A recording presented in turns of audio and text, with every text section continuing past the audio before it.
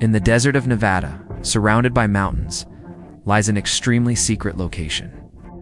It's so restricted that anyone attempting to enter can legally be shot on sight. Even airplanes are forbidden to fly over it. Many claim it's a hideout for aliens. Some insist that in 1969, the photos of America's fake moon landing were actually taken here. Others believe that deep beneath the ground lies a massive U.S. military bunker. This mysterious place is known as Area 51 completely. Off limits to the public, guarded under extreme security every second of the day. The U.S. military does everything possible to keep it hidden from public eyes. What really happens inside Area 51? America has never officially revealed the truth. It is this intense secrecy that has fueled endless rumors and conspiracy theories. First wave of speculation began in 1947 after a UFO crash in Roswell, New Mexico. Rumors spread that the pilots of the craft were aliens.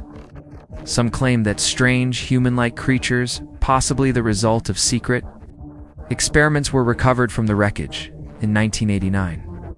A man named Bob Lazar came forward, claiming he had worked inside Area 51 on alien technology.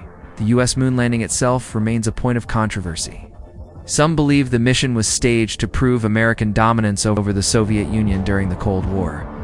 They suspect that the famous 1969 footage of astronauts setting foot on the moon was actually filmed inside Area 51. Another theory suggests that deep underground Area 51 hides enormous bunkers, with advanced warplanes stored away completely invisible even to satellites. Some even say these underground facilities are as tall as a 40-story building. In 2013, the CIA officially acknowledged the existence of Area 51 for the first time. 4 months later, then President Barack Obama became the first U.S. president to publicly mention it. It's known that Area 51 was built in 1955 during the Cold War between the United States and the former Soviet Union. But what the U.S. truly uses Area 51 for remains a mystery to this day.